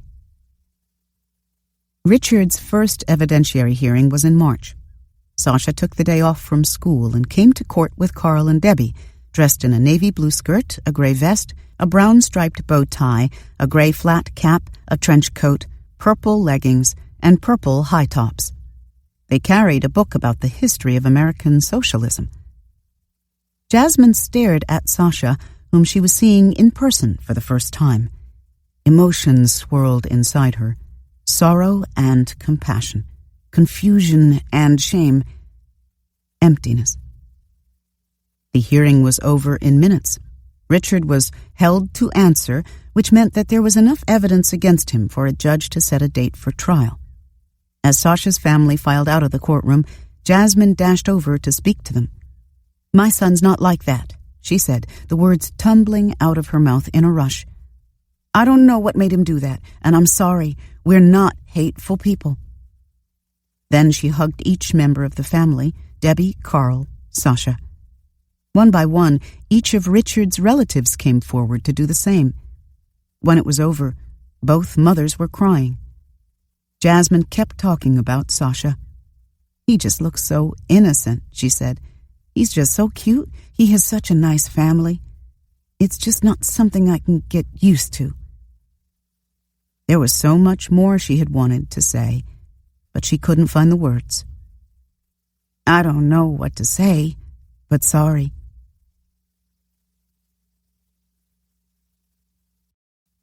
Always okay. In the elevator, Debbie wiped away tears. "I felt like it was genuine on their part," she said. "It was good. I'm really glad. It was worth coming here today, just for that." When asked how it had felt to be hugged by the family of the person who had set them on fire, Sasha just smiled. "I'm always okay with hugs," they said. Afterward, Carl, Debbie, and Sasha rode the courthouse elevator to the 9th floor to meet with Armando Pastron, the deputy district attorney who was prosecuting the case. Pastron had seen the two families embrace, but he seemed unmoved. "I'm glad that they showed some remorse," he said of Richard's family. "I'd like to see some from the person who did it." Pastron had never spoken to Richard, of course. That's not how the system works. And Richard's letters were still tucked away in his lawyer's briefcase. We the People. A year after Sasha first posted their non-binary gender petition, another petition went up on the We the People website. The wording was pretty much identical to the one Sasha had written. This time, the petition went viral, attracting attention from Reddit, Bustle, The Advocate, and Huffington Post. It earned 103,202 signatures and an official White House response which said, in part, "We know how important this issue is, and we understand the profound impact, both symbolic and otherwise, of having official documents that accurately reflect an individual's identity. We cannot overstate the care and seriousness that should be brought to bear on the issue." That didn't mean the White House was planning to change federal policy. The official statement said that proposals to change the way gender is listed on government documents should be considered on a case-by-case basis by the affected federal and state agencies. Still, Sasha felt proud. The government had acknowledged the existence of non-binary gender. Who would have thought it possible? Pretty. Michael's girlfriend, Taya, stood behind Sasha, yanking at the laces of a scarlet corset. I wonder, if I keep pulling, if Sasha will just disappear into negative space, she mused. It was April. She and Michael and Sasha and Nemo were getting ready for the Gaskell Ball, a Victorian gathering held in downtown Oakland at the Scottish Rite Centre, an ornate 1920s-era building on the shores of Lake Merritt. Taya's mother, Elisa Foster, is a costume designer.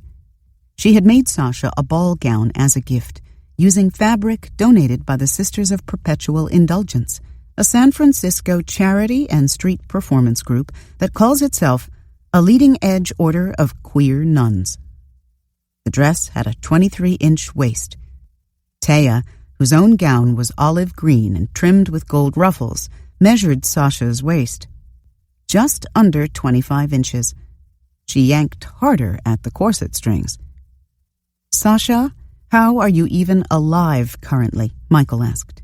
He was wearing a gray vest and pants and a burgundy bow tie. "Magic," Sasha grinned. They tapped their own collarbones. "My lungs are up here. The human body is a wondrous thing." "I feel a little bit guilty. I'm suffocating you," Taya said, pulling the corset tighter. "It's consensual," Sasha said. "Anyway, I don't think that's suffocation. Suffocation is when you put a pillow over someone's mouth and nose." Just then, Nemo walked in, wearing an Edwardian waistcoat, pleated black pants, a starched white shirt, and a cravat patterned in blue and gray. They had pulled their straight brown hair into a ponytail at the nape of their neck. "The curves are a good look for you," Nemo deadpanned, taking in Sasha's hourglass shape. Nemo sat down on the couch beside Taya and Michael and watched as Taya's mother helped Sasha into a royal blue ball gown with a scooped neck and leg of mutton sleeves. A matching blue headpiece rested in Sasha's hair, a silk rosette over each ear. "I feel pretty," Sasha announced, twirling in front of the mirror. "You're so beautiful," Nemo said, conducting Sasha in a brief waltz around the room. "Oh my God." Sasha was too tightly bound by the corset to put on shoes, so Nemo sat on the floor to do it for them. Mitzi, Taya's small black dog, sniffed at the hem of Sasha's dress. "Dog," Sasha said irritably, "I'm dry clean only." "You're dry clean only?" Nemo inquired. "Or your dress?" "Well, I effectively am my dress," Sasha observed. "On the outside." "Are you?" Nemo asked, interested by the statement. "But you're also your skin and your necklace." Sasha shrugged. "The parts of me that are accessible to the dog are dry clean only." Dancing. They entered together, hand in hand, forearm to forearm. The ballroom's wooden floor gleamed under their feet. The revelers promenaded in pairs, women in bustled ball gowns in bright candy colors, men in frock coats with waxed mustaches.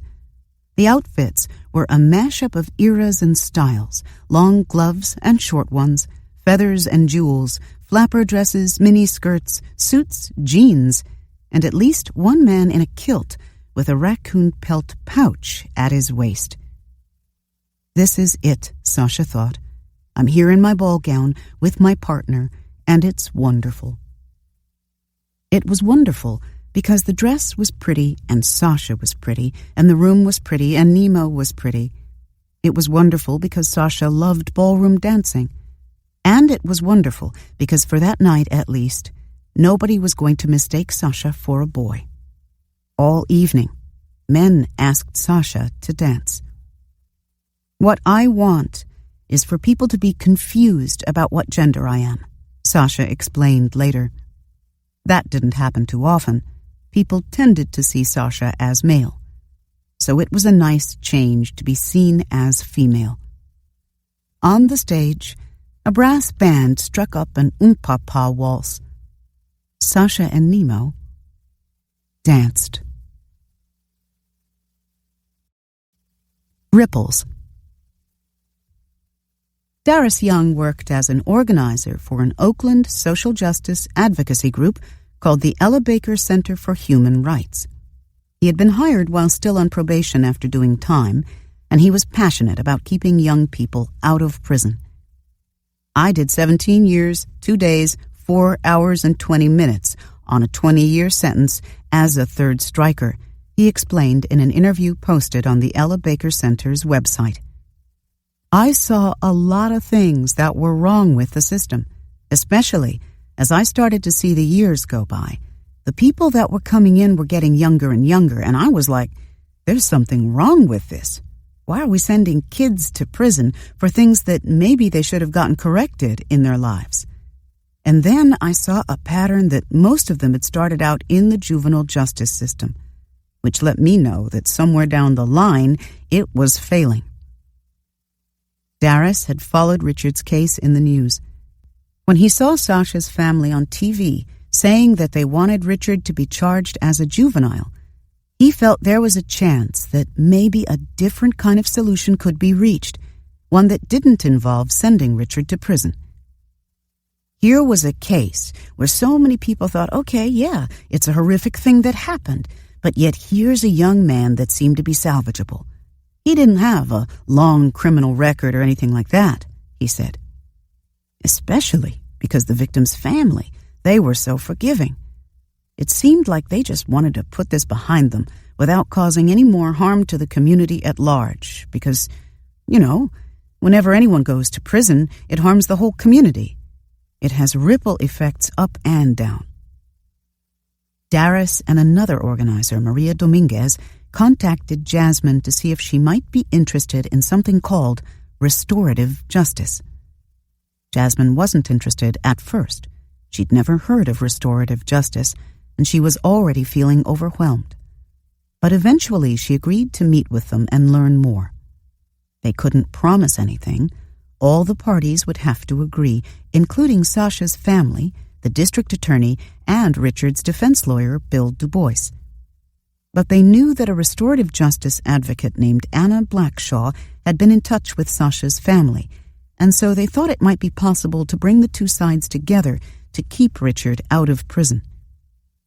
Once you send an 18-year-old to state prison, there are older individuals there, and they are very influential, Darius explained. Most of the time, individuals don't come out of prison better. Ass smacking. One day in the fall of 2015, 2 ninth-grade students sat in biology class at Oakland High School, watching a substitute teacher try in vain to control the classroom. The two could not have been more unlike each other. TC was soft-spoken, slight, and of Vietnamese descent. She dressed like most Oakland High students, in a hoodie and sweats, but she wore her long black hair in 2 girlish braids. Jeff was a rambunctious African-American boy with a blonde streak in his close-cropped hair. The kind of kid who talks non-stop, unleashing a stream of comic commentary that's half hilarious, half annoying. The kind of kid who, when the girl at the desk next to him doesn't want to show him her binder, slaps her hard on the behind. The smack caught TC entirely by surprise. It hurt, and it was humiliating. Nobody had ever touched her butt before. Furious, she picked up a chair, ready to hurl it at Jeff. The classroom erupted into commentary and instructions. "Put it down," a classmate urged. "If you don't know anything about it, you need to shut the fuck up," TC shouted, her eyes filling with tears. But she put the chair down. The event stayed with her all day. That afternoon, she told some of her friends what had happened and began to cry. "You need to report him," they urged. So she did. When Oakland High School administration began to investigate, they found that in the preceding couple of days, Jeff had slapped or grabbed the butts of 2 other 9th grade girls as well. Sexual harassment is grounds for suspension or expulsion, but keeping students from going to school is usually counterproductive, and suspensions have been shown to disproportionately target African American males. For that reason, many Oakland schools have been exploring a different approach to school discipline: restorative justice. Given a choice between traditional discipline, which would probably have meant Saturday school, and participating in a restorative justice circle with the 3 girls he'd touched, Jeff chose restorative justice. Still, he went into the process annoyed. He'd just been playing around. Why was everyone making such a big deal about it? It was like, "I'm going to go in there with a bunch of females and talk about something that's a week old," Jeff said later. 2 of the girls, Jay and Pancha, had similar feelings. They'd been mad at the time, but whatever, it was history now. "I wasn't really traumatized about it," Pancha said. Schools are all about rules. There are rules against sexual harassment, and those rules spell out what kinds of conduct is prohibited and what the punishment should be. Restorative justice, on the other hand, is more interested in relationships. A crime, RJ advocates say, is not an act against a rule, it's an act against a person. When you harm somebody, you owe it to them to make things right. By making things right, you begin to heal your relationship with the community. Our system is focused on blame and punishment and not on healing and learning, says Lauren Abramson, who founded the Community Conferencing Center in Baltimore, Maryland, one of the oldest and most widely respected RJ programs in the nation. There's a different way to deliver justice that's been proven in many cases to be more socially effective and more cost-effective. The Oakland High Circle started out silly. Nobody except TC and the 2 adult facilitators could stop joking around. But when the 3 girls started to talk about their feelings about being touched, things suddenly got serious. Nobody minded playing around, the girls said, but in this case, Jeff had crossed the line. In the end, the 4 students made an agreement to ask permission before touching each other, even in play. And then, the whole thing was done, over. More than over, actually. Now the 4 were friends. "We all bonded from this experience," Jay explained, as the 4 of them shared a bag of cashews a few months later. "It helped us get the feelings we had out. And we trust each other. It was a good way to get the event just out of our heads." And, of course, asking for permission had become a running joke. "Can I touch your nuts?" Pancha asked, helping herself to the bag of cashews. The others snorted. Without the circle, they said, the whole thing would have blown over, but the residue would have remained. "I think it would still have been kind of weird if we didn't do the restorative justice circle," TC said, "at least for me." "Yeah," Jay said, "because whenever you'd see that person, it would just be like, He's the one who smacked my ass, Jeff finished. He and Pancha acted out, running into each other in the grocery store sometime in the distant future. Hey, I'm Jeff. From high school? You're the one who smacked my ass. I'm the one who smacked your ass. They cracked up. Jeff stuffed a handful of nuts into his mouth. Would you please close your mouth when you eat? Pancha said, making a face. Jeff shook his head solemnly. We're going to need another restorative justice circle. Then he grinned.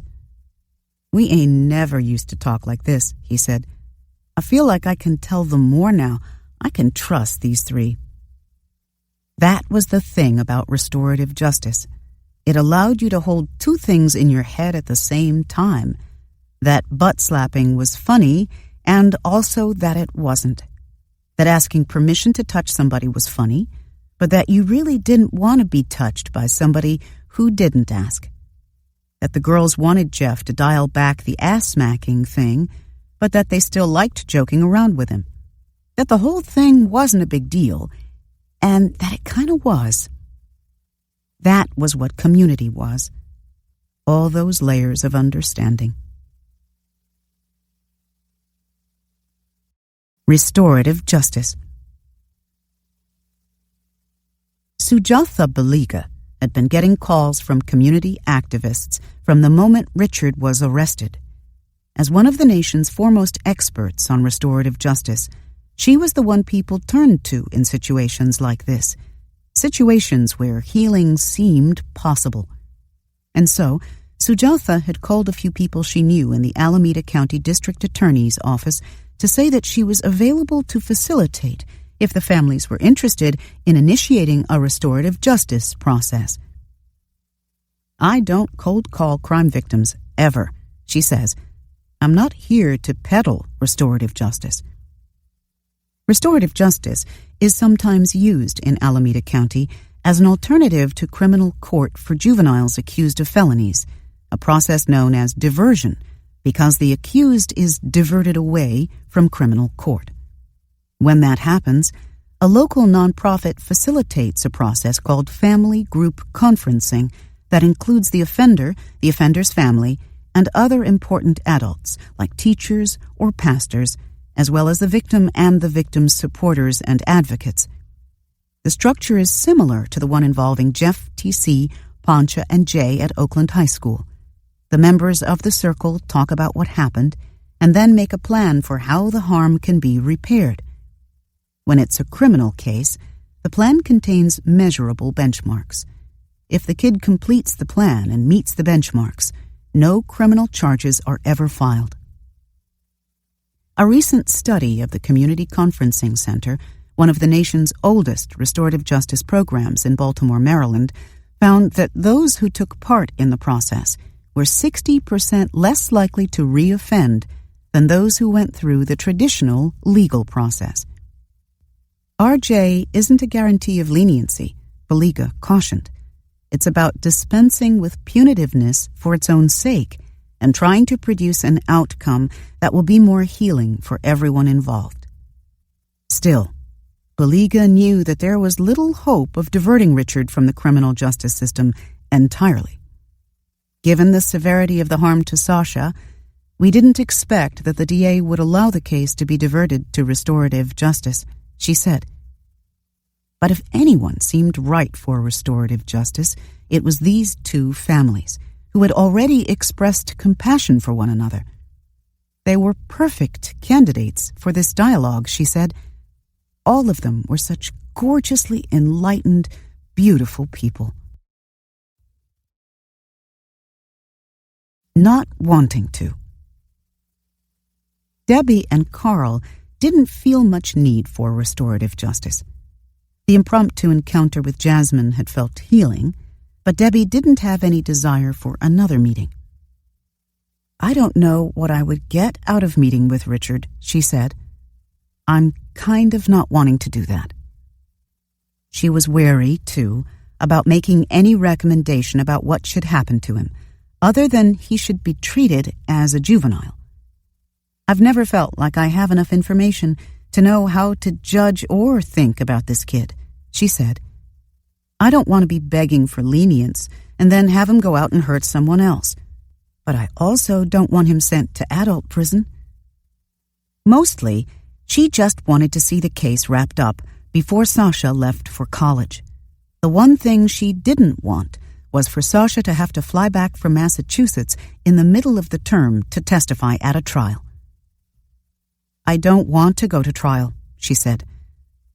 I really don't. The People versus Richard.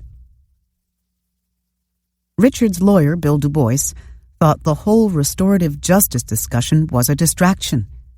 There was no way, he said, that the district attorney's office would go for it. Restorative justice has never been a consideration in this case, he said. I love their program, but I've already broached the subject. It's the farthest thing. It's an absurd suggestion.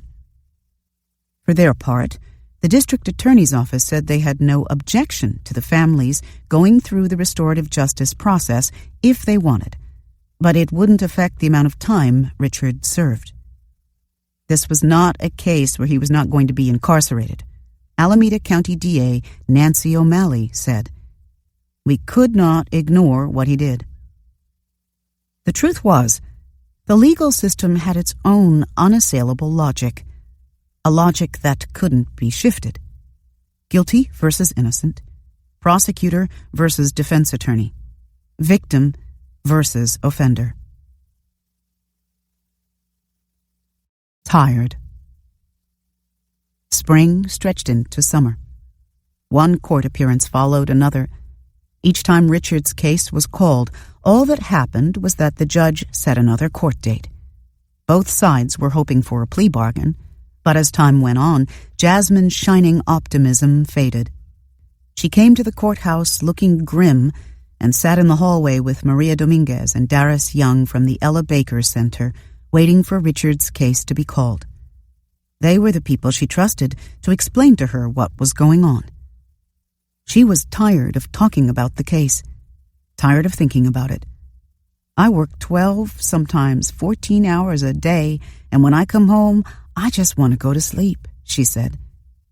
Hunched on a bench in the hallway, she looked like a guttering candle, its flame buffeted by the wind. The press didn't come to court anymore, but the ladies did. They never missed an appearance.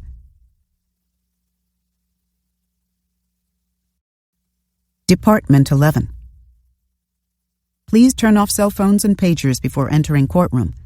No food, drinks, or gum chewing allowed in courtroom. No eating or talking or reading while court is in session.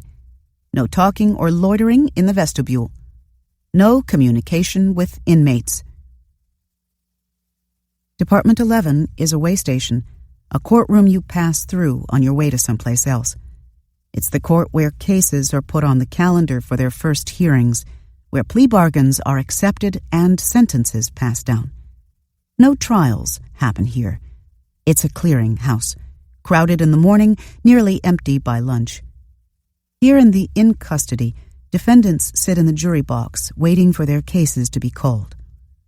Their hands are cuffed, and they wear color-coded jailhouse jumpsuits, yellow for maximum security, blue for minimum, and red for administrative segregation, which is the official term for solitary confinement. The lawyers file in and out of the courtroom, sauntering past the gate that separates the gallery from the court, ducking back into chambers to chat with the judge, making small talk with the bailiff and one another. They lean down to confer with their clients, go on and off the record, consult their calendars. In the gallery, friends and family members sit and watch, the bewildered audience to a play performed in an unknown dialect of acronyms, Latin and Old English. Every once in a while, the bailiff barks at someone in the seats who has been talking while court was in session. If I have to warn you again, you're out of here and you're not going to be allowed to come back. Grown-ups flinch like misbehaving kids, guiltily lapsing into silence. When you spend some time in the courthouse, you start to recognize the people who didn't heed that first warning. They're the ones outside in the hallway, slumped on a bench. faces streaked with impotent tears.